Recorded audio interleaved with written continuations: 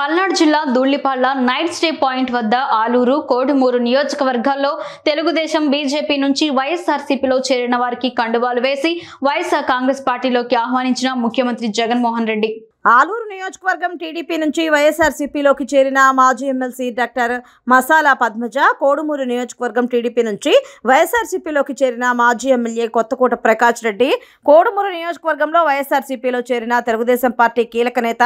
కోట్ల హరిచక్రపాణి రెడ్డి, భారతీయ జనతా పార్టీ నుంచి వైఎస్ఆర్ కాంగ్రెస్ పార్టీలో చేరిన మాజీ మేయర్, ఆలూరు నియోజకవర్గ నేత కురువ శశికళ, ఆంధ్రప్రదేశ్ కురువ సంఘం గౌరవ అధ్యక్షుడు కృష్ణమోహన్లు.